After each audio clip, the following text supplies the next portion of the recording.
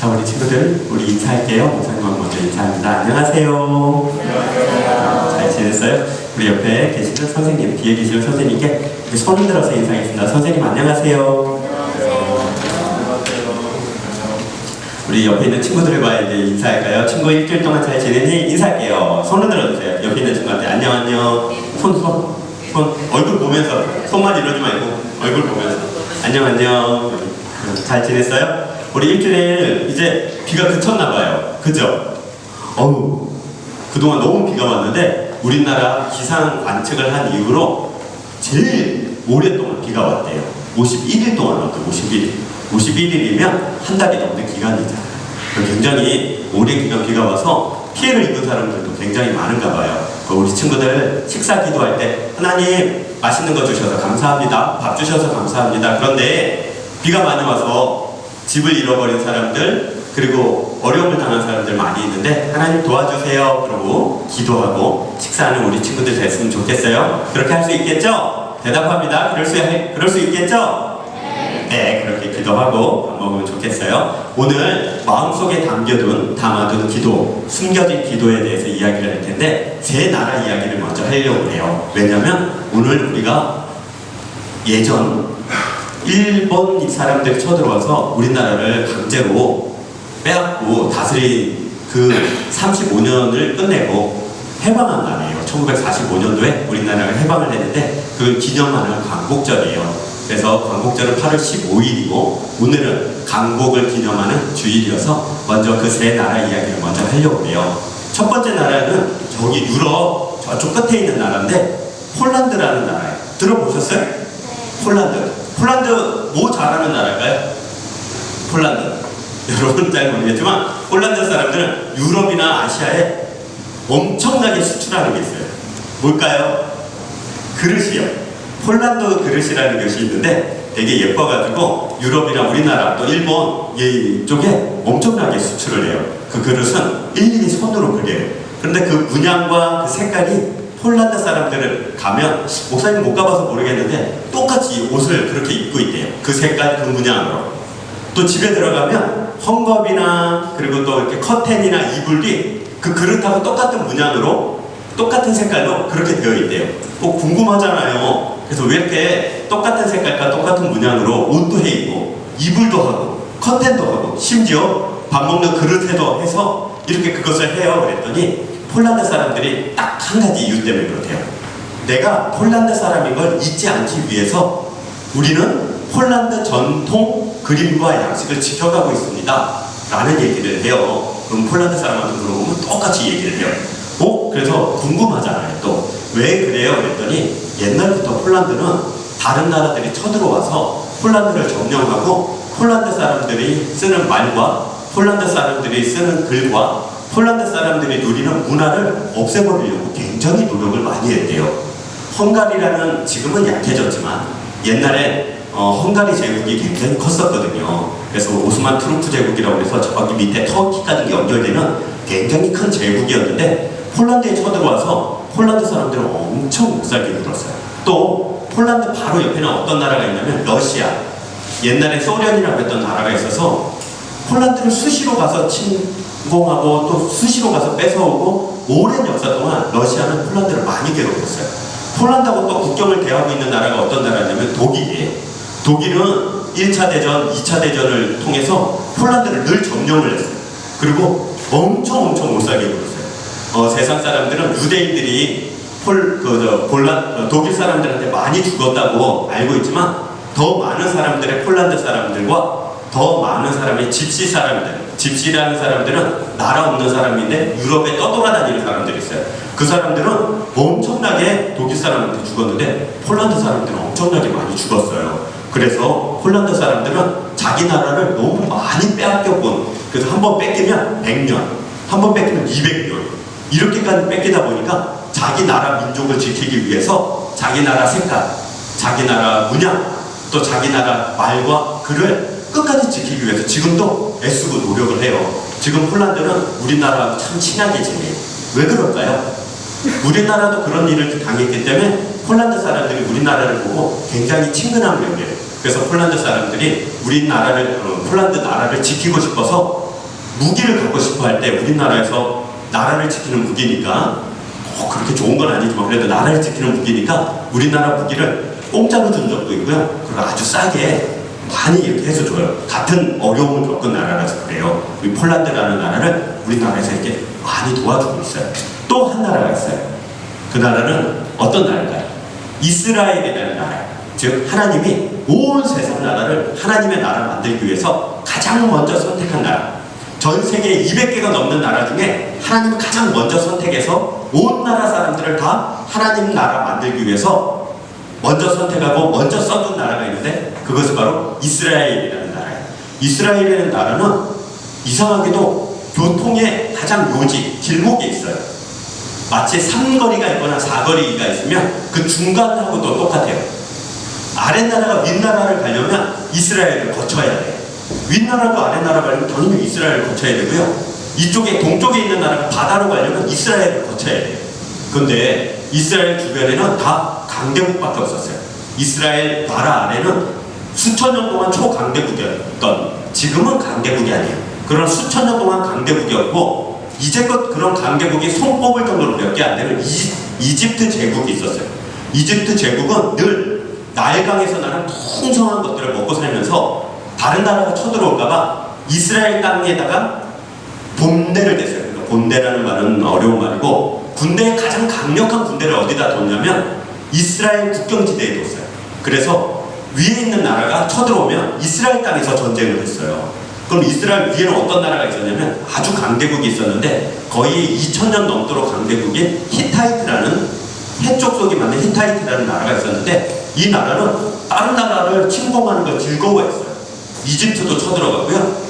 동쪽에 있는 나라들도 많이 쳐들어가요. 근데 꼭 그 길목에 누가 있냐면 이스라엘이 있어요. 그러니까 이스라엘 거쳐서 가다 보니까 이스라엘은 늘 쑥대밭이 되는 거예요.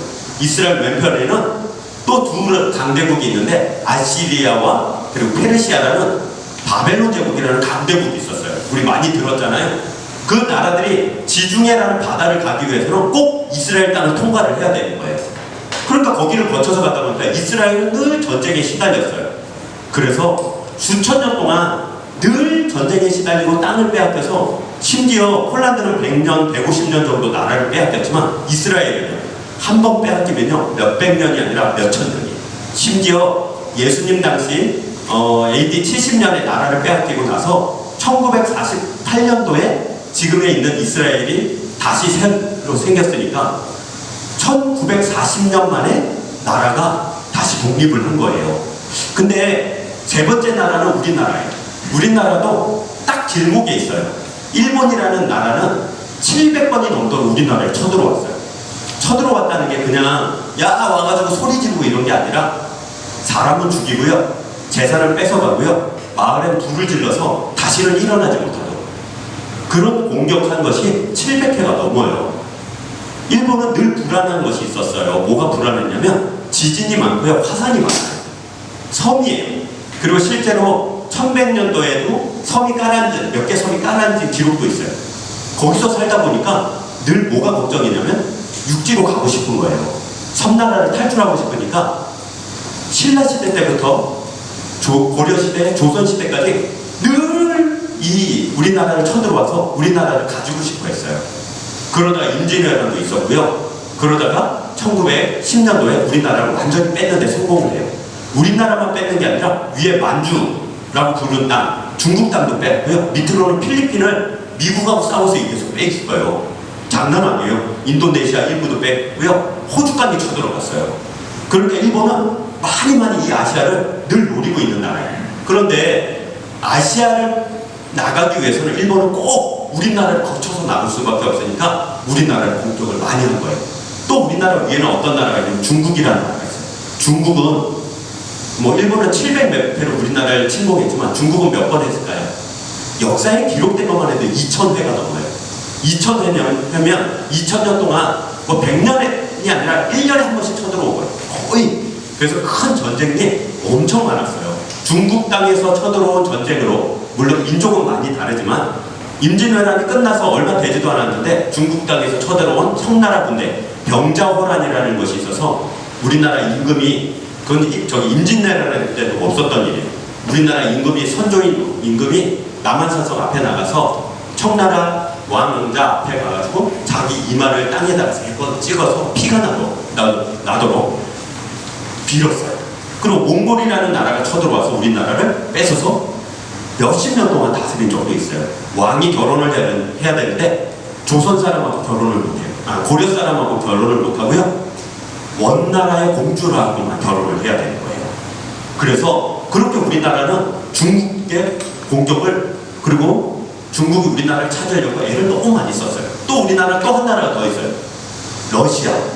이 러시아는 오랜 기간 동안은 아니에요. 나중에 근래 400년 동안 우리나라를 쳐들어왔었는데, 러시아가 가장 원하는 것은 바다로 나가길 원하는데 러시아 앞바다는 늘 얼어요. 거긴 너무 추워요. 얼지 않는 땅이 있는데 바로 우리나라 위에 있는 땅이 얼지를 않아요. 그래서 블라디보스톡이라는 곳까지 쳐들어와가지고 연해주라고 부르는 땅까지 쳐들어와서 우리나라에서 일본하고 전쟁을 벌였어요. 일본하고 우리나라 러시아하고 전쟁을 벌이는데, 우리나라에서 벌이는 전쟁을 하는 바람에 우리나라 땅이 우리나라 사람들이 많이 피해를 입고 많이 죽었어요. 이렇게 폴란드라는 나라, 이스라엘이라는 나라, 그리고 우리나라, 이 나라들은 다른 나라의 침공을 받고 다른 나라의 공격을 받고 심지어 나라를 빼앗겨서 지배를 받았는데도 지금 이 세 나라는 그대로 보존이 되어 있어요. 그 이유가 뭘까요? 다른 나라들이 있어요.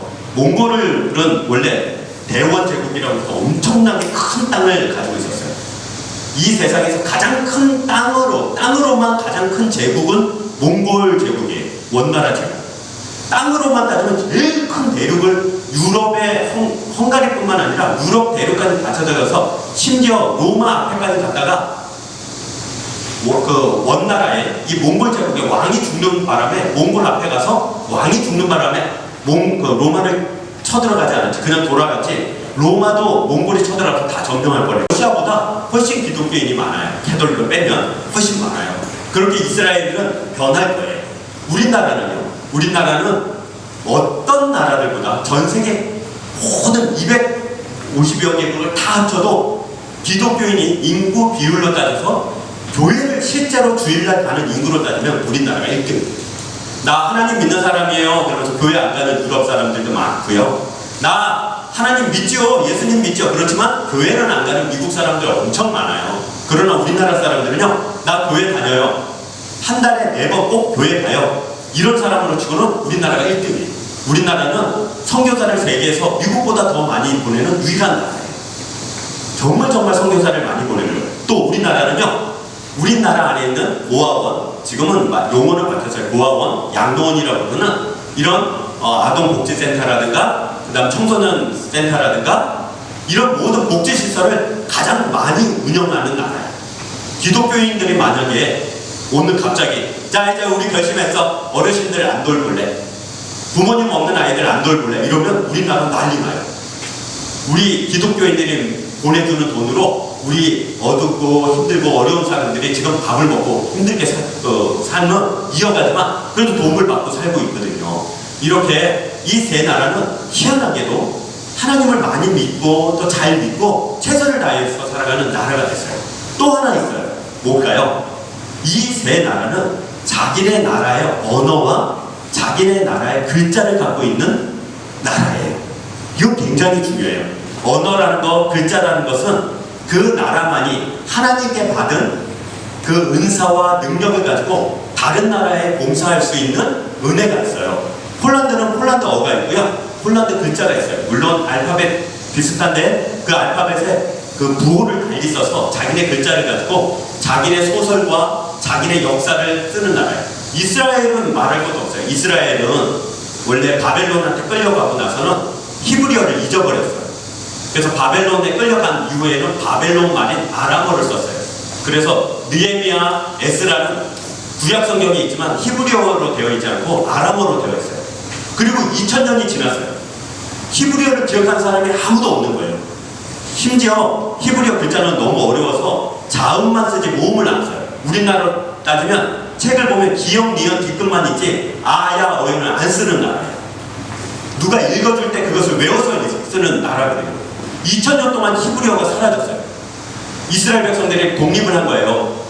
지금 저 땅에 독립을 했는데 큰일 난 거예요. 우리나라 글자는 이렇게 쓰여있지만 읽을 수 있는 사람도 없고 히브리어는 2000년 전에 이미 아무도 사용을 안 해서 어떡하지 그랬는데 정말 하나님께서 준비한 사람이 있었어요.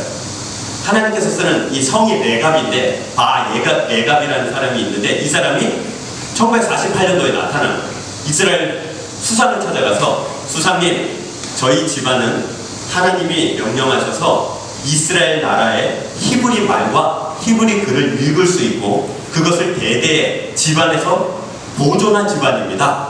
해서 그 집안이 2000년 동안 이스라엘 말과 이스라엘 글자를 보존을 한 거예요.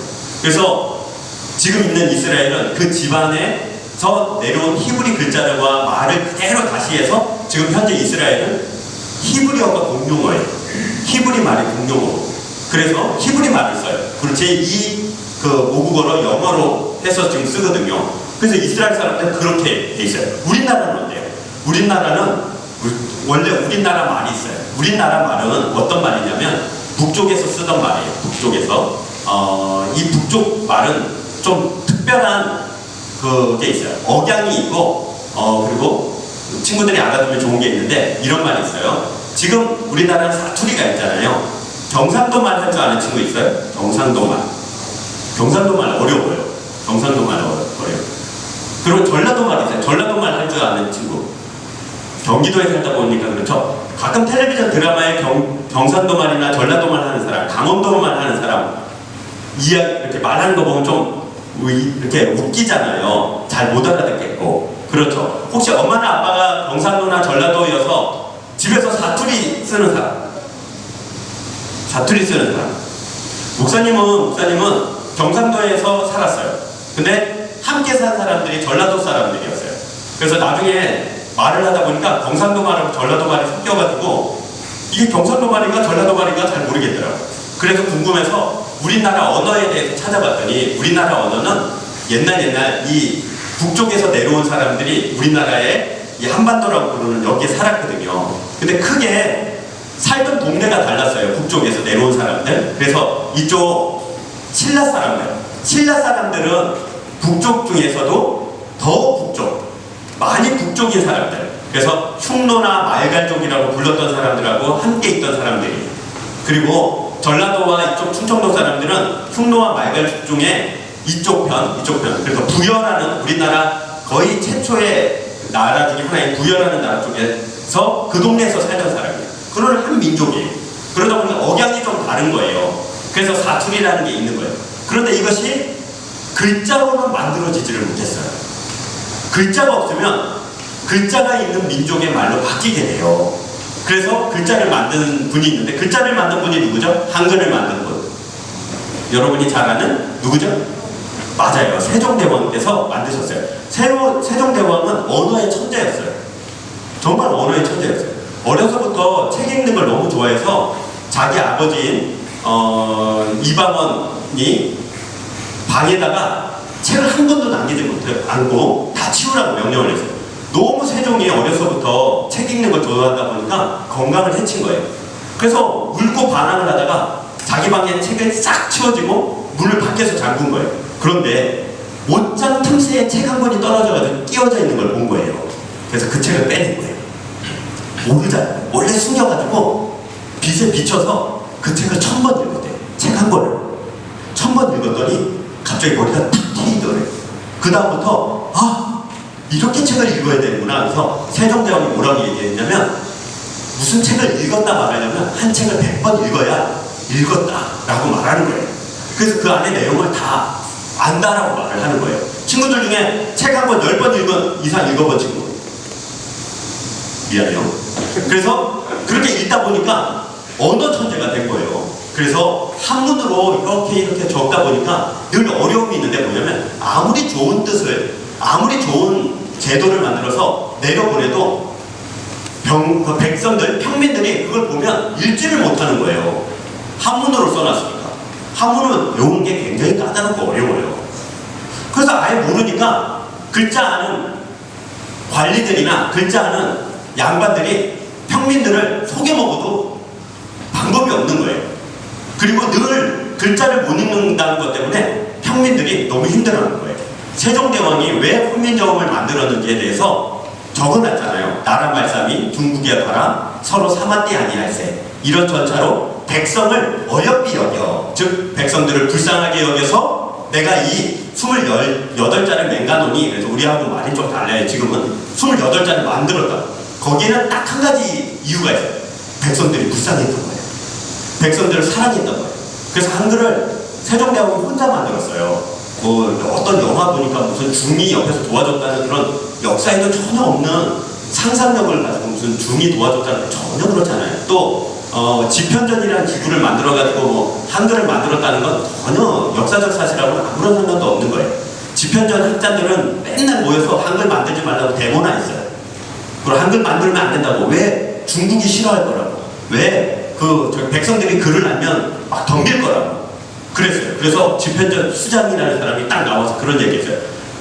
왕이요, 한글을 만들지 마십시오. 왜 그러니까? 원래 근본이 천한 것들이어서 글을 만들어 가르친다고 해도 저 근본이 천한 것들은 고칠 수가 없습니다 라고 말을 한 거예요. 그때 세종대왕이 유명한 말을 해요. 네가 내 백성을 업신여기는 것은 나를 업신여기는 것이다. 네가 백성들을 그렇게 업신여기면서 지금 재상이 돼서 녹을 먹고 있다는 것은 다 사기꾼 하는 짓 아니겠냐 해서 실제로 조선 왕조실록에 쌍욕을 적어놨어요.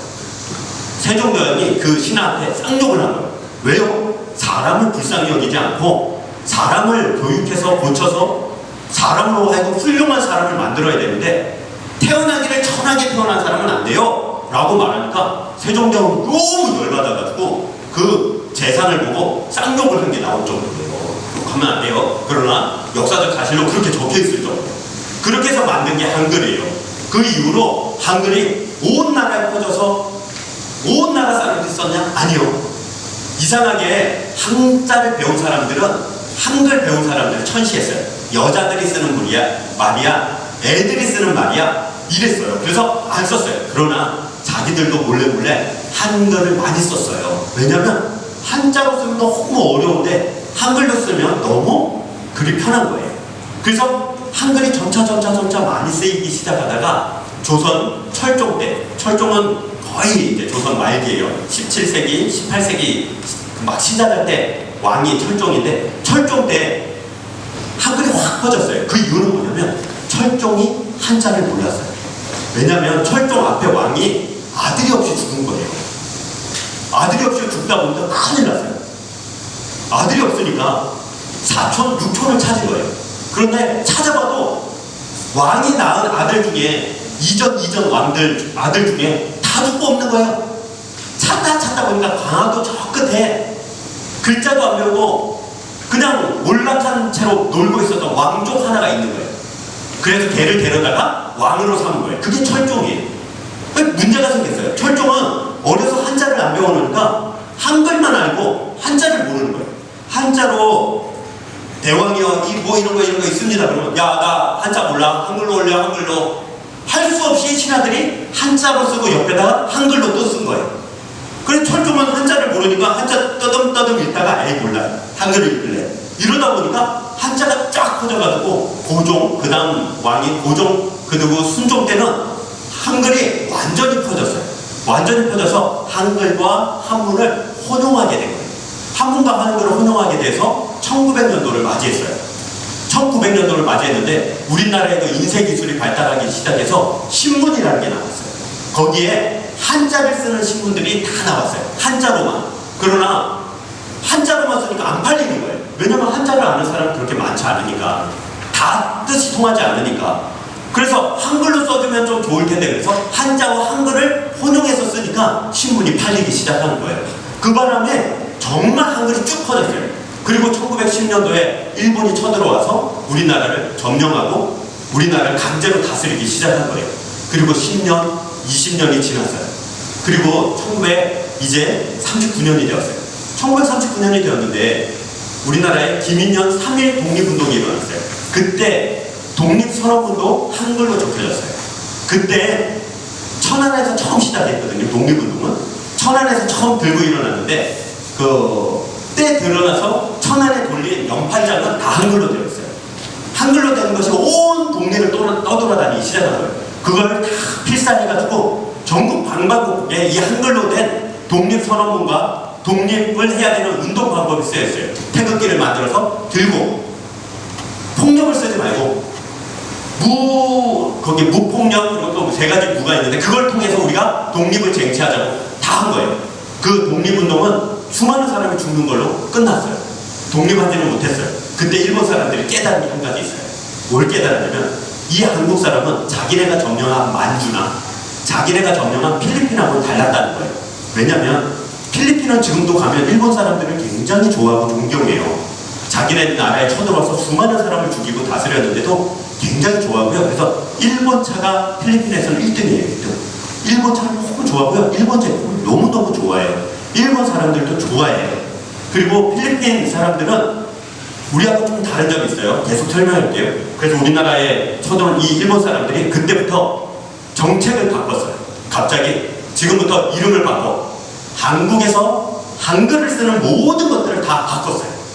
한글로 된 글자, 한글로 된 현판도 바꿨을 뿐만 아니라 우리 이름도 다 바꿨어요. 한국 이름 쓰지만 일본 이름으로 다 바꿔. 그래서 이름도 바꾸고요. 학교에서 수업을 하는데 수업을 하는 선생님도 일본 말로만 해야 되지. 만약에 한국어로 수업을 하면 그 선생님은 잘리거나 잡혀가게 된 거예요. 뿐만 아니라 교회에서도 목사님들이 한 나라를 쳐들어가서 무력으로 총칼로 굴복은 시킬 수 있어요. 이거 해, 저거 해, 안 그러면 죽어. 그러면 그거는 하지만 마음으로 생각으로 자기가 저 사람들한테 굴복해야겠다는 안 돼요. 그러기 위해서는 그 사람들의 정신이 깃들어져 있고 그 사람들의 문화가 깃들어져 있는 말, 글, 문화를 싹 없애야 돼요. 그래서 일본 사람들이 와서 우리나라 설날을 없앴어요. 그리고 단오를 없앴어요. 그리고 추석의 날짜를 바꿨어요. 우리나라 문화, 우리나라 사람들이 그동안 즐기던 것을 싹 바꿨어요. 거기에 쓰이는 말과 거기에 쓰이는 글을 다 없앴어요. 실수로 말이 튀어나오면, 한국말이 튀어나오면 실제 기록에 선생님이 앞으로 나오라고 그래서 그 아이를 엄청 뺐어요. 한국말 못하고. 일본 말과 일본 글을 쓰다 보니까 그렇게 된 지는 십몇 년밖에 안 되는데 점차 한국 사람들이 자기 정신을 잃어갔어요. 자기가 누군지를 이제 잃어가요. 왜냐하면 역사를 빠르게 가르쳤어요. 어떻게 가르쳤냐면 우리나라 역사를 짧게 가르치는 거예요. 짧게. 왜냐하면 일본보다 역사가 길면 안 되거든요. 큰일 나거든요. 그래서 우리나라에서 발견된 전곡리에서 발견된 돌도끼가 있어요. 돌도끼는 신석기 유물이에요. 신석기 시대 때부터 한반도에 사람이 살았던 증거예요. 그랬더니 일본에서는 신석기보다 더 있는 구석기 시대의 유물이 발견됐다. 그리고 그 유물을 가지고 한반도에 일본 사람들이 넘어와서 한국 사람들을 그때부터 다스렸다고 역사책을 쓴 거예요. 심지어 우리나라 고조선을 세운 당군 왕이 있어요. 당군왕. 근데 당군이 몇천 년을 산 게 아니라 당군, 첫째 당군, 둘째 당군, 셋째 당군 이렇게 왕이 이름이었을 뿐이에요. 근데 그 당군이 누구냐? 우리나라에서는 누구냐면 하나님 아들이다. 뭐 하나님의 신이다. 뭐 이런 얘기인데 그 신하니까. 그런데 일본에는 일본을 세우는 사람은 여신이에요. 여신. 근데 그 여신이 누구냐면 그 여신이 원래 더 높은데 자기 딸을 당군하고 결혼시켰다라고 실제 일본 역사책을 기록해서 우리나라 사람들한테 가르쳤어요. 그 이유는 딱 한 가지예요. 한국 사람들이 일본 사람보다 못해. 우린 너희들을 지배하는 주인이고 너희는 우리의 다스림을 받는 종이야 라는 걸 가르치기 위해서요. 그러나 그건 다 거짓말로 드러났어요. 일본에서 발견된 구석기 유물은 일본 역사학자가 몰래 갖다 파묻어 놓고 가서 다시 파내서 자기가 파낸 것처럼 같은 거 들켜서 세계 고고학 역사의 가장 치욕적인 역사로 일본에 남아있어요.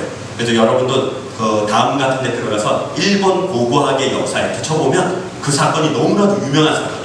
일본 사람들이 공룡 뼈다귀를 다른 데서 들고 와가지고 자기네 나라에다가 이렇게 파묻어 놓고 우와 공룡 나왔어 이러고요. 신석기 구석기 유물을 몰래 훔쳐다가 우리나라에 훔쳐다가 자기네 땅에다 파묻어 놓고 우와 신석기 유물 구석기 유물 나왔어 이러가지고 난리가 난 적이 있어요. 그런데 그게 다 가짜여서 그때 고고학자하고 지금 그게 이 역사에 그대로 기록이 되었어요. 그만큼 일본 사람들은 우리나라를 완전히 없애기를 원했어요. 이걸 볼 때 우리나라는 왜 안 없어졌을까요? 이스라엘이라는 나라, 그리고 폴란드라는 나라가 그랬던 것처럼 우리는 하나님이 주신 우리나라 민족만의 사명이 있어요. 우리나라는 하나님이 준 사명이 따로 있어요. 마치 이스라엘 백성들을 하나님이 가장 먼저 선택하시고 또 이스라엘 백성을 통해서 온 나라 백성들을 하나님의 백성 삼으려고 했던 것처럼 우리나라는 하나님이 선택한 나라예요. 하나님의 아니 선택한 나라는 없어요. 모든 나라를 하나님이 선택했는데 선택은 받았지만 하는 일은 다 달라요. 우리는 왜? 라는 질문을 꼭 해봐야 돼요. 목사님 한번 해볼게요. 한번 생각을 해보세요. 우리나라는 왜 중국과 러시아와 일본, 태평양을 넘으면 미국이라는 강대국 사이에 끼어 있을까요? 우리나라는 땅이 작은 것도 아니에요. 근데 주변에 있는 나라가 땅이 너무 넓어서 우리나라는 늘 우리나라가 작은 줄 알고 있는데 그렇지 않아요. 우리나라 지도를 세계 지도에서 칼로 오려가지고요. 유럽에 갖다 놓으세요. 유럽에 갖다 놓으면 우리나라가 3위예요. 3위. 유럽의 그 많은 나라들 중에 우리나라가 3위일 정도로 땅이 넓어요. 우리나라는 영국보다 조금 더 커요. 독일, 프랑스보다 작을 뿐이지. 엄청 큰 나라예요. 땅으로 따지면. 근데 우리 주변에 러시아, 중국은 엄청나게 크고요. 일본도 우리나라보다 3배 이상 커요. 그러다 보니까 우리나라가 땅이 작아 보이죠? 안 그래요? 우리나라가 작다 그러는데 그러지 않아요. 세계에서 가장 큰 궁전이 어디냐면 중국의 자금성이에요. 중국의 자금성인데 일본이 쳐들어와서 경복궁을 다 허물지 않았더라면 경복궁의 크기는 자금성하고 맞먹어요. 그래도 세상 사람들이 자금성에 가면 우리 경복궁은 자금성이 뭐 화장실 같아. 너무 무식한 말이에요. 자금성의 크기와 경복궁의 크기는 그다지 차이가 나지 않아요. 경복궁, 창경궁, 덕수궁 이 원래 한 궁전이었던 것을 합치면 크기가 자금성만 해요. 땅으로 따지든 이 왜 궁전 사이즈를 말하냐면 그 궁전 사이즈는 그 나라의 국력과 문화의 척도였어요. 궁전을 만들 수 있는 나라가 몇 나라 되지 않아요. 유럽에 궁전을 갖고 있었던 나라는 몇 나라 없어요. 성을 갖고는 있어요. 성을 갖고는 있는데 공공국가여서 성을 갖고 있는데 궁전을 가진 나라는 없어요. 그만큼 우리나라는 일본이 우리나라에 쳐들어와서 가르친 이상한 사상에 젖어 있어서 그래요. 식민사관이라는 어려운 말이 있는데 식민지 사람들에게 가르쳐서 영원히 일본 사람들에게 대항하지 못하고 반항하지 못하도록 가르치자고 하는 사관이 식민사관이에요. 그래서 와서 너희들은 땅이 작어. 너희들은 무식한 나라야. 너희들은 보잘것없는 나라고 역사도 짧고 뭘 한 게 없어. 라고 늘 가르치는 거예요. 그게 식민사관이에요. 그게 일본이 영원히 한국 사람들을 자기의 종으로 삼으려고 했던 방법이에요. 한국말을 없애고. 그래서 실제로 일본 사람들은 자기네를 1등 나라, 그리고 우리나라를 2등 나라로 불렀어요. 그리고 뭐라고 꼬셨냐면 세계 이 아시아를 다 정복하고 나면 우리가 1등 국민 할 테니까 니네가 2등 국민 해라. 그래서 니네들한테 여기저기 땅도 많이 나눠줄 테니까 우리한테 충성해라. 그래서 한국 사람 중에 많은 사람들이 일본 사람 밑에 들어가서 충성을 다짐하고 그리고 그 충성의 대가로 독립군을 잡아다 바치고 또 한국 사람들을 못살게 굴고 그래서 많은 사람들이 혜택을 얻었어요. 심지어 한국 청년들한테 일본 천황을 위해서 태평양에 가서 미국과 싸워 죽읍시다. 그래서 비행기를 자기 돈으로 사서 갖다 바친 사람도 있고요. 그래요. 그래서 받은 땅으로 잘 먹고 잘 산 사람이 있어요. 남이섬이라고 있어요. 저기 가면 남이섬. 남이섬은 민익환이라는 사람이 일본 황제 폐하한테 충성을 다짐하고 그때 받은 땅이 남이섬이에요. 그 남이섬에다가 지금 그 후손들이 잘 꾸며놓고 거기서 장사를 해서 많은 이익을 남기고 있잖아요. 거기 아직도 일본의 충성을 다짐하는 그 자손들이 그거 가지고 살고 있어요. 이번에 비가 많이 와가지고 남이섬이 물에 막 잠기더라고요. 근데 안타깝게도 떠나려고 하진 않더라고요. 근데 이거 재판에서 뺏으려고 몇 차례 노력하고 있는데 아직도 재판에서 제대로 가져오지를 못하고 있어요. 서울이 굉장히 넓은데 서울시 땅만큼 아직도 그 당시 일본 사람들한테 충성하고 그 당시 우리나라 젊은이들을 전쟁에 내보냈던 사람들이 아직도 있어요. 그래서 목사님도 실제로 일본 사람하고 대화하다가 크게 창피를 당한 적이 있어요. 일본 사람하고 무슨 대화를, 야 너희들 신사참배 왜 하냐? 신사참배는 일본 도쿄에 있는 무덤이, 거기는 한국을 침략하고 중국을 침략해서 많은 사람을 죽인 사람들의 무덤이 있고, 매년 일본 왕과 일본 총리가 가서 그 앞에서 제사를 지내요. 그리고 감사해요, 그 사람들한테. 2차 대전 전범, 2차 대전 때 범죄를 저지른 사람들이 신사, 야스쿠니 신사라는 데 모여있어요. 근데 올해도 아베 총리가 가서 거기서 절하고 제사를 지냈어요. 그거 너 왜 하냐? 너희들 일본은 왜 그렇게 반성도 안 하고 뉘우치지도 않고 사과도 안 하냐? 독일을 봐라. 독일은 얼마나 사과를 잘하냐? 그랬더니 그 친구가 목사님한테 웃으면서 얘기를 하면 이렇게 얘기해요. 야, 니네나 잘해. 그 뭔 소리야? 니네 야스쿠니 신사 같은 데 있잖아. 우리 현충원, 서울에 있는 현충원, 국립묘지, 거기에 나라와 민족을 위해서 목숨 바친 사람들이 있는 무덤이에요. 야, 거기에 친일파가 300여 명 있다며? 거기 무덤이, 니네나 그 무덤에 가가지고 기념하지 마. 우리 현충일날 가서 기념하거든요, 우리나라도. 니네는 그러면서 우리한테 그러냐? 할 말이 없다. 정말 할 말이 없다. 조사해보니까 30여 명이 넘는 일본 천황한테 충성을 다짐하고 우리나라 사람들을, 심지어 만주에서 수백 명을 죽인 사람도 현충원에 그대로 묻혀져 있어요. 그러니까 할 말이 없어요. 그 사람들이 우리나라를 빼앗기 위해서 이렇게 애를 썼는데, 그때 가장 크게 빼앗으려고 했던 것이 바로 뭐냐면 기독교예요. 예배드리는 사람, 하나님을 섬기는 사람들을 다 뺏으려고 했어요. 그래서 여기 바란으로 가다 보면 제암리라는 데가 있어요. 제암리는 신기하게도 마을 전체가 약 90%가 기독교인이 있어요. 기독교인이어서 3.1 운동 시작할 때 이 경기도에서 가장 먼저 태극기를 들고 나가서 3.1절 그 독립운동을 외친 데가 바로 용인과 여기 바란이에요. 바란에 가면 3.1 기념탑도 있고 그러거든요.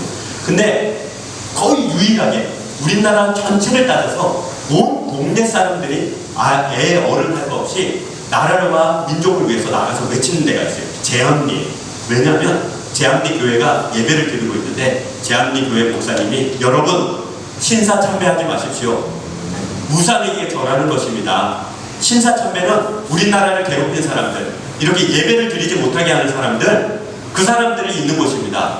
신사 참배하지 마십시오 했어요. 왜냐하면 우리나라 말만 뺏었을 뿐만 아니라 일요일, 주일 11시가 되면 모든 한국에 있는 사람들 모두가 다 함께 일어나서 일본을 향해, 남쪽 도쿄를 향해서 90도로 절을 2번 했어야 돼요. 그리고 그 앞에서 신사참배 조문을 읽어요. 그리고 매일 아침마다 10시가 되면 남쪽을 향해서 모든 사람들이 다 이렇게 절을 했어야 됐어요. 그게 신사참배예요. 심지어 우리나라 지도자들은 비행기에 태워서 신사참배를 하러 갔어요. 그리고 많은 목사님들을 서울 정동교회에 모았어요. 정동교회에 모아놓고 그 당시 데라우치 총독이에요. 데라우치 총독이 나와서, 자, 조선의 목사님들 이번 주부터 신사참배해야 됩니다. 천황 폐하에게 절해야 됩니다. 만약 그러지 않으면 교회 폐쇄하겠습니다. 그래서 목사님들이 2패로 나뉜 거예요. 2패로 나눠서 신사참배합시다. 신사참배하면 안 됩니다. 라고 한 거예요. 그때 손양원 목사님, 주기철 목사님은 그때 강력하게 반대를 한 거예요. 강력하게 반대를 하다가 끌려와서 죽임을 당했어요. 그 장면을 본 많은 목사님들이 참 부끄럽고 안타깝게도 우리 신사참배합시다. 그거까지는 뭐 그냥 이렇게 절하고 그냥 맙시다 해서 신사참배를 결의를 한 거예요. 그럼 이 제암리 교회 목사님은 절대 안 됩니다. 하나님이 우리 교회에 맡겨준 사명은 뭡니까? 이 모든 사람들은 다 하나님 백성 찾는 게 하나님이 맡겨주신 사명 아닙니까? 근데 우리가 우상에게 절하면 되겠습니까? 우리가 일본 천황에게 충성을 맹세하면 되겠습니까? 우리 그러지 맙시다. 그때 거기 제암리에 가면 기록이 남아있는데, 거기 장로님 한 분이 목사님 그러면 목사님 죽어요. 그러면 안 돼요. 그러는데도 그 목사님 끝까지 안 됩니다. 우리 신사참배 못합니다. 그러다 잡혀갔대요. 그리고 그 교회는 폐쇄를 하게 됐대요. 예배를 못 드리게. 그 와중에 3.1 독립운동이 일어납니다. 그러니 그 마을 사람들은 다 예수 믿는 사람이다 보니까 독립운동 합시다. 그럼 우리가 예배도 마음껏 드릴 수 있고 우상도 섬기지 않아도 되겠네요. 그 마음으로 태극기를 들고 나간 거예요. 그래서 일본 분들이 그때 파출소가 막 타서 후퇴하고 후퇴했거든요. 수원 가득 밀려있던 일본 분들이 제암리를 공격 목표로 삼고 제암리 마을에 새벽부터 갑자기 들이닥친 거예요. 새벽부터 들이닥쳐서 어떤 말도 묻지 않고요. 반항하면 그 자리에서 패고요. 교회에다 다 모은 거예요, 사람들을. 교회 안에다. 그 제암리 교회가 이거 절반만 할 거예요. 우리 예배실 절반만 할 거예요. 이 안에 100여 명의 사람들을 모은 다음에 밖에서 판잣대기를 대고 못을 쳐서 안에서 문을 못 열게 한 거예요. 그리고 그 교회에 불을 지폈어요. 아이도, 엄마, 아빠, 그리고 할아버지, 그 많은 100여 명의 사람들이 그 안에 있는데 불을 지르고 밖으로 뛰쳐나온 사람을 총으로 쏴서 죽였어요. 그래서 제암리교회 그 사람들이, 그 마을 사람들이 몰살당한 거예요. 살아남은 사람은 마침 그날이 장날이어서 그 장 때문에 밖에 나가 있던 사람, 아파서 치료받으러 나갔던 사람, 그리고 친척 본다고 나갔던 몇 명의 사람들만 살아남아 다 하고 교회는 완전히 붙어서 없어진 거예요. 그래서 그때 독립운동했던 사람들 후손이 지금도 제암리에 살고 있거든요. 하나님은 우리 민족에게 그런 어려움과 그런 아픔 가운데서도 소망을 주셨어요. 어떤 소망을 주셨냐면 이런 소망을 주셨어요. 일본이 우리나라를 35년 동안 다스렸는데도 우리나라를 빼앗지를 못했어요. 왜냐하면 우리나라는 우리 말과 우리 문화를 지켰을 뿐만 아니라 많은 기독교인들이 신앙과 믿음으로 하나님, 우리나라가 하나님을 잘 섬기는 나라로 이 세상을 변화시키는 나라가 되고 싶습니다 라고 늘 부르짖고 기도하는 바람에 우리나라가 1945년도 8월 15일 바로 오늘 해방을 맞게 된 거예요. 해방을 맞는 과정은 대단히 우리 그 교회사에 기록되어 있는 대로 하나님의 응답이었어요. 정말 이렇게 될 것이 아니었는데 갑자기 결정된 일들로 말미암아 우리나라는 독립이 되게 됐어요. 많은 목사님들이 8월 17일 날 일본 사람들이 군인을 동원해서 잡아놓고 죽이기로 되어 있었어요. 신사참배를 반대했던 많은 목사님들, 그리고 독립운동을 했던 많은 목사님들과 장로님들, 안수집사님, 권사님들은 다 잡아놓고 죽이기로 되어 있었어요. 실제로 서대문 형무소, 지금도 가보면 있는 서대문 형무소에는 8월 17일 날 대대적인 사역을 위해서 뒤에 있는 큰 뜰이 있어요. 두 군데 뜰이 있는데 그 뜰에다가 이 사람들을 죽이기 위해서 준비하고 있었어요. 그런데 미군이 갑자기 결정을 본 게 뭐냐면 원폭을 떨어뜨려서 전쟁을 빨리 끝내기로 결정을 본 거예요. 그래서 나가사키라는 곳에다가 원폭을 떨어뜨렸어요. 그런데 그러면 일본이 항복할 줄 알았거든요. 근데 항복을 안 하는 거예요. 그래서 또 히로시마에 원폭을 또 떨어뜨려서 20만 명이 죽었어요. 그 바람에 바로 항복을 하게 되어져서 8월 15일 날 일본이 아무 조건 없이 미국에게 항복을 하겠다고, 연합군에게 항복을 하겠다고 그 배 위에서 항복 선언문을 줘버려요. 그때 우리는 뭘 하고 있었냐면 많은 강복군과 그리고 많은 우리 독립투사들이 국경을 넘어오기 직전이었어요. 전쟁을 벌이기 직전이었어요. 그때 우리나라가 독립을 하게 된 거예요. 독립을 하면서 우리나라 교회들이 다시 일어나게 된 거예요.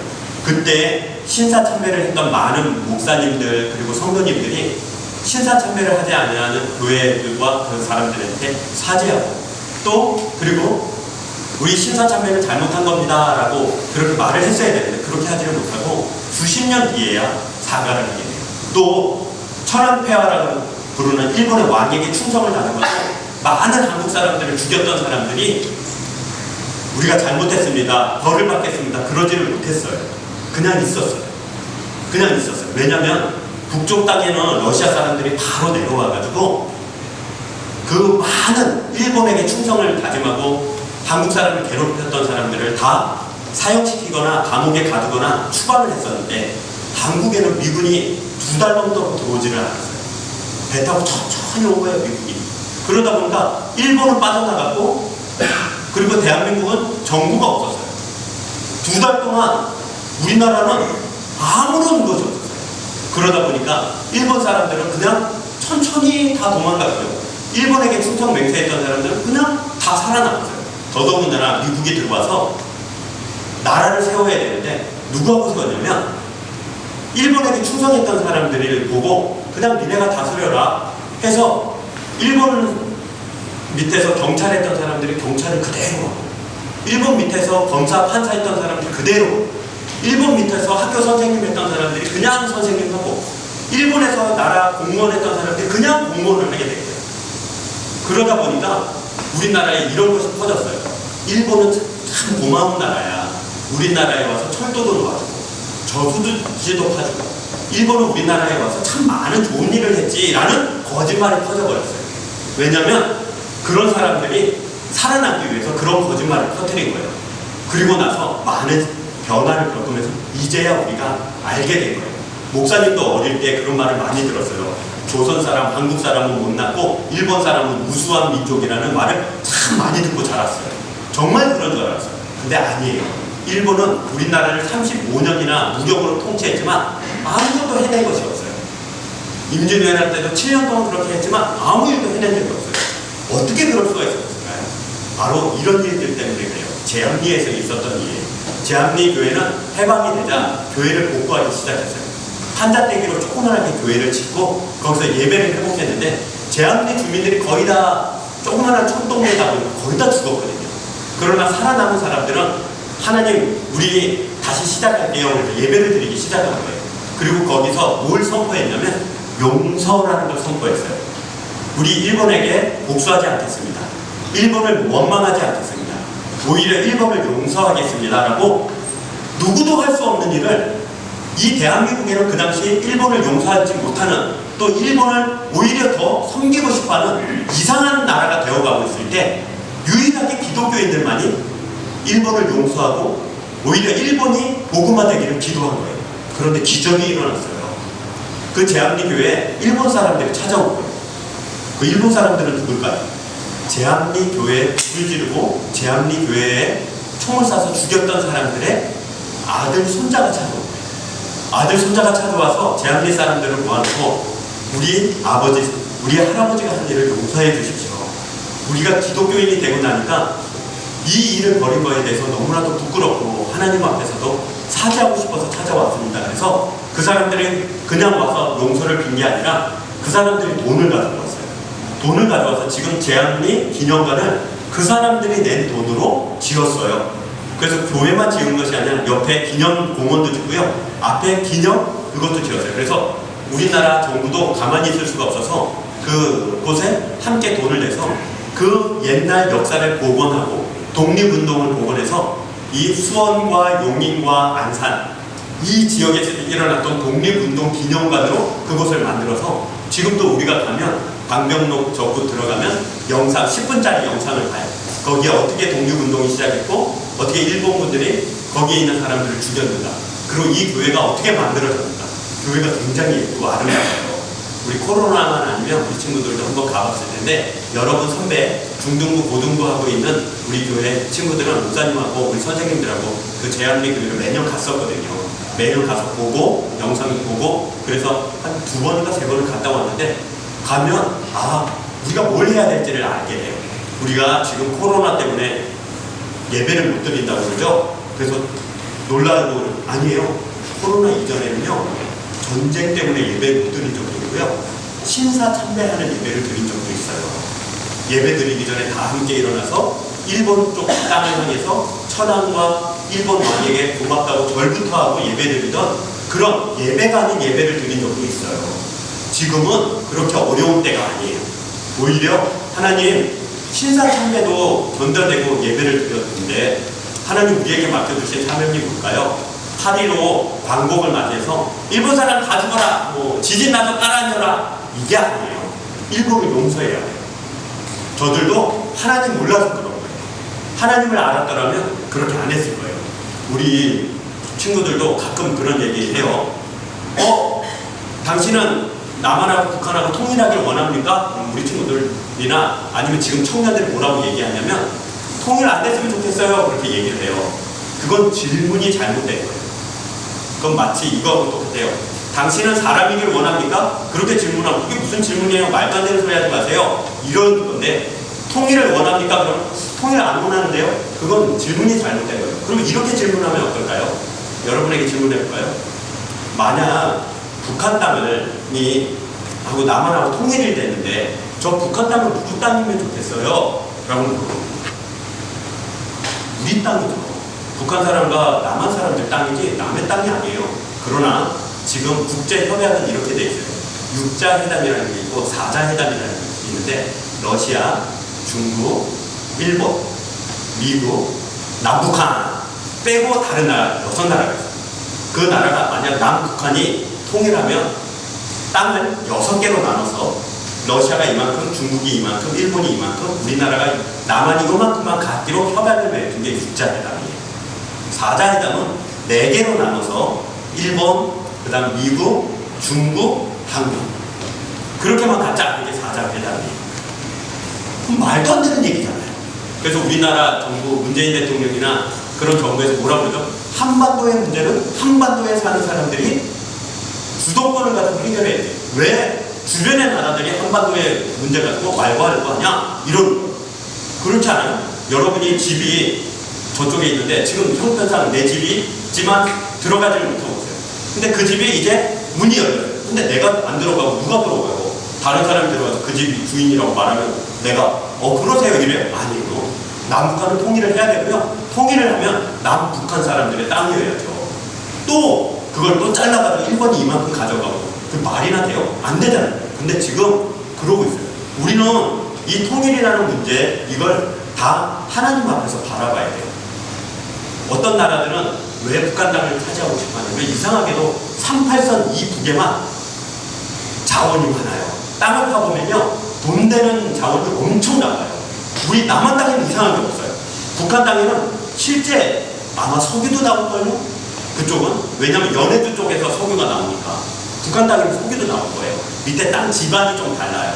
그러다 보니까 그것 때문에 욕심을 내고 들어가고 싶은 사람, 그 나라가 많아요. 심지어 독도부터 시작해서 북한 해변 쪽에는 안에는 그 모래가 있는데 그 모래를 이렇게 떠가지고 하얀 모래 이렇게 떠가지고 요만큼만 가져오면 그게 원자력 발전소가 1년 동안 생산할 수 있는 전기를 생산할 수 있는 원료가 있어요.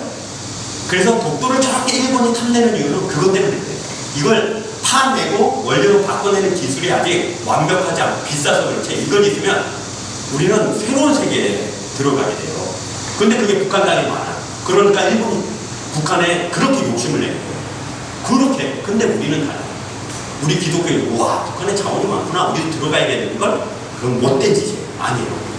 우리에게 맡겨주신 하나님의 사명이 있어요. 북한 땅 하나님이 바라볼 때 어떻게 바라보실까요? 북한 땅 보면 와 자원이 많은 땅이네. 와 저기 아니요. 하나님은 그 북한 사람들이 지옥 가기를 원하지 않으세요. 하나님은 북한 땅에 들어가서 천국의 복음을 전할 사람들을 기다리고 계세요.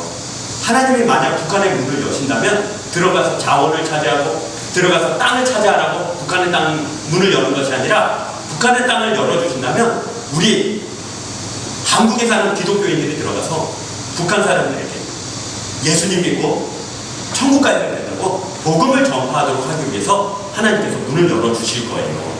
그것 때문에 우리가 기도하고 있는 것이고 그것 때문에 통일해야 되고 그것 때문에 우리가 하나님을 섬겨야 되는 거예요. 우리 친구들은 이걸 잘 기억해야 돼요.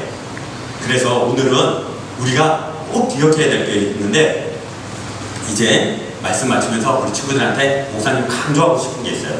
여러분 역사를 알아야 돼요. 역사를 안다는 건 하나님이 우리를 향해서 우리 민족을 향해서 또 우리 나라를 향해서 어떤 계획을 갖고 있는지를 알 수 있는 유일한 방법이에요. 그리고 역사를 알 때 제대로 된 역사를 알아야 돼요. 그 제대로 된 역사를 알게 되면 하나님 나라의 역사와 우리 민족과 나라의 역사가 어떻게 맞물려가지고 하나님이 이 땅에 하나님의 나라의 백성들을 출현시키고 또 북한 땅에 하나님의 백성들이 어떻게 나오며 결국에 우리나라가 통일을 이룬 후에 전 세계에 하나님의 복음을 전하고 전 세계를 변화시키는 일에 하나님이 써주시는가를 알게 돼요. 그래서 우리 8월 15일 독립했다. 일본 놈들 나쁜 놈이네. 그거 아니에요. 아, 하나님이 우리 민족이 이런 수모와 이런 큰 일을 당해도 끝까지 만들어주시고 독립해서 하나님이 써주시는구나. 우리가 장차 하나님 나라의 일꾼이 되어야겠구나 라고 결정했으면 좋겠어요. 그래서 목사님은 우리 초등 2부 친구들이 나중에 30년 뒤에 텔레비전 뉴스를 보다가 갑자기 주한이가 딱 나와서 우리나라 우리 민족은 다른 나라 민족들을 위해서 크게 쓰임받는 민족이라고 말하는 그런 사람은 되면 좋겠어요. 유엔에 가서 연설할 수 있는 사람이 나왔으면 좋겠고요. 또 한 지역에서 어둡고 힘든 사람들을 위해서 자기의 소유를 베풀어서 그 사람들을 살려내는 사회사업가가 많이 나왔으면 좋겠어요. 어느 날 문득 우리 초등 2부 친구 중에 하나가 어른이 되어져서 모든 사람들 앞에 서서 하나님이 누구신지, 하나님의 분들 중에서 아직도 하나님을 모르는 나라와 민족을 위해서 자기 모든 소유를 버리고 가서 그 사람들을 먹을 것과 입을 것, 잘 것, 쓸 것, 누리는 것을 위해서 애쓰고 수고하면서 함께 살아가는 그런 멋진 사람이 나왔으면 좋겠어요. 세상 사람들이 우리 친구들한테 얘기할 거예요. 너 공부 잘해야 돼. 그래서 나중에 좋은 직장 가서 돈 많이 벌어서 좋은 차도 타고 좋은 집도 사고 맛집 다니면서 그렇게 사는 것이 행복한 거야 라고 여러분에게 거짓말 할 거예요. 그거 안 행복해요. 되게 고달퍼요. 그거 기쁘지 않아요. 하나님 우리에게 진정한 참된 기쁨과 참된 행복을 주셨어요. 열심히 공부해야 돼요. 왜요? 다른 사람을 도와주기 위해서요.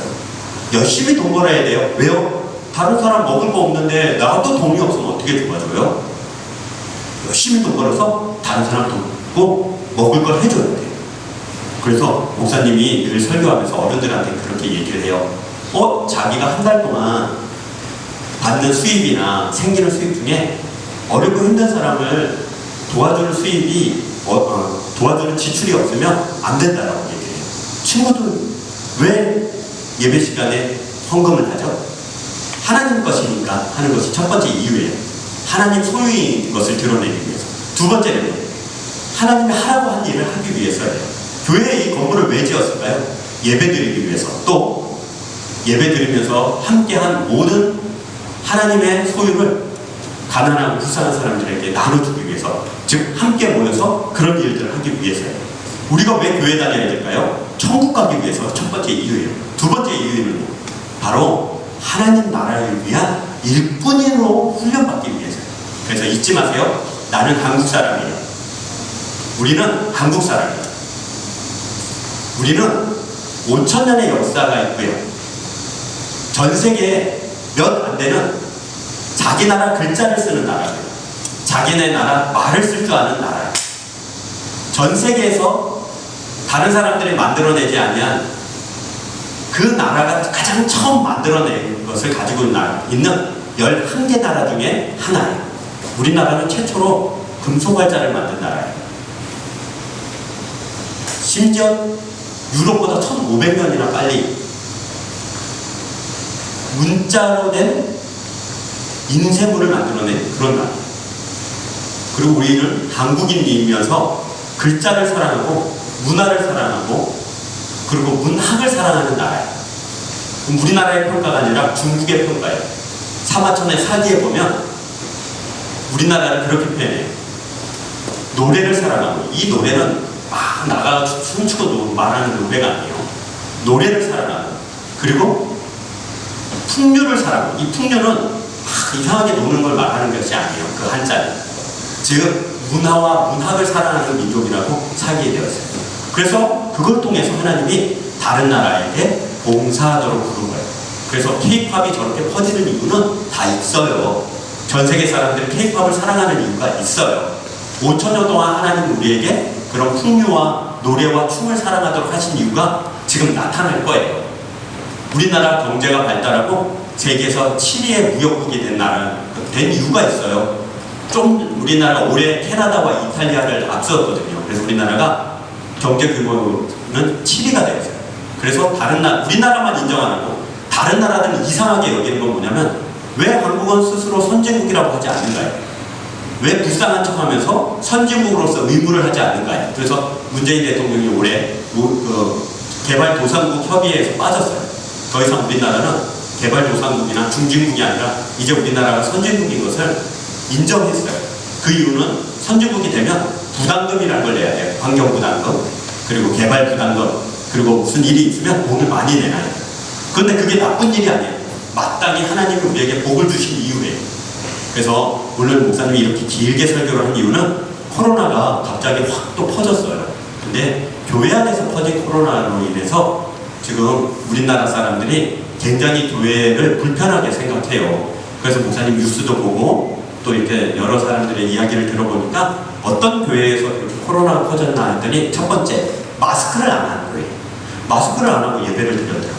두 번째, 성가대가 끝나고 함께 둘러앉아서 다 같이 밥을 먹었더라고요.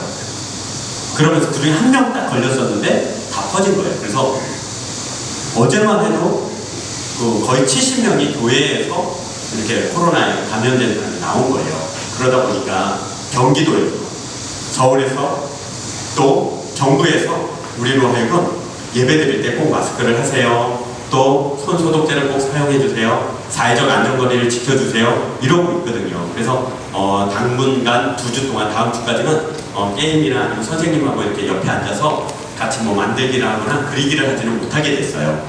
이런 거 불편하지만 잘 따라줘서 우리 나라 사람들, 또 우리나라에 있는 많은 사람들이 코로나의 위험과 그리고 그 두려움에서 벗어나도록 우리가 먼저 솔선수범해서 행동해줘야 돼요. 이게 하나님이 원하시는 바예요. 하나님은 우리나라에 기대를 갖고 있고요. 꿈을 가지고 계세요. 정말. 그리고 그건 믿는 사람들을 통해서 이루시려고 해요. 그래서 우리를 교회를 통해서 훈련시키는 거예요. 그래서 우리 친구들도 마스크 잘하고 손 소독제 잘 사용하고 나갔다 들어오면 손 잘 씻고 그러기만 하면 돼요. 그러기만 하면 코로나의 어떤 위험으로부터 잘 보호되니까 걱정하지 말고요. 그래서 주일날 예배 드리는 것 정부에서도 찬성하는 거고 또 우리도 그렇게 해야 돼요. 그래서 다음 주에도 걱정하지 말고 예배 잘 드리도록 합시다. 긴 설교 들어줘서 고마워요. 우리 다 함께 찬양하며 준비한 일을 하나님께 드리겠습니다.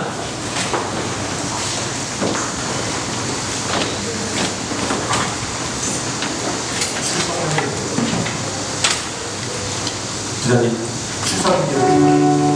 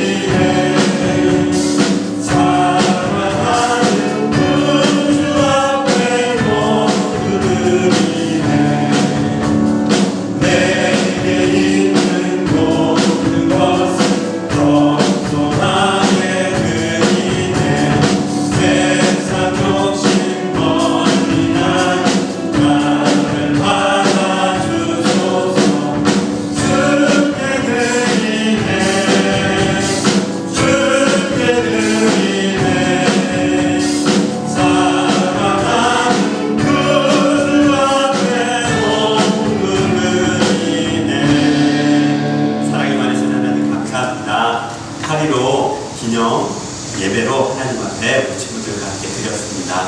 니에미야가 해방을 맞이하며 돌아가 성벽을 쌓은 것처럼 우리 또한 우리 삶의 성벽을 잘 쌓게 하여 주시고 우리가 오늘 역사 속에서 우리나라 역사 속에서 함께 하신 하나님의 그 역사하심과 그리고 우리에게 베푸신 은혜를 듣고 배웠습니다. 우리가 한국 사람으로서 하나님 앞에 다른 민족과 나라들에게 어떻게 행해야 되는지를 알게 하여 주옵소서. 우리 마음속에 일본을 용서하게 하여 주시고 오히려 일본이 복음화되어져서 우리와 손잡고 하나님 나라를 위해서 걸어가는 하나님의 백성 되는 것을 반드시 우리 세대가 볼 수 있도록 주님 도와주옵소서. 전쟁을 좋아하고 침략하며 다른 민족들에게 전쟁한 것들을 오히려 자랑하는 그런 나라들을 주님 용서하여 주시고 다른 나라와 민족과 함께 더불어서 살며 서로 사랑하며 하나님의 뜻을 이루어내는 그 민족이 우리나라가 되게 하여 주옵시고 우리나라 민족이 되게 하여 주옵소서.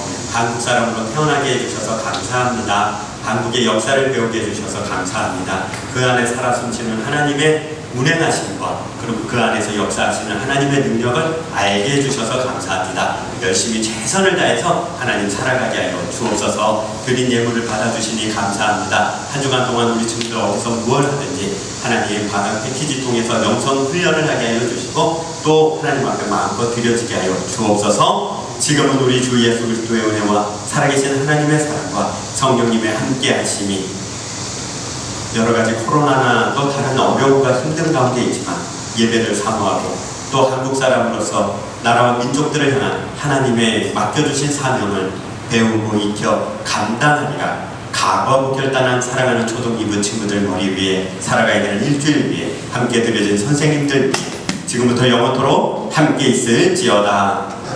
아멘. 아멘.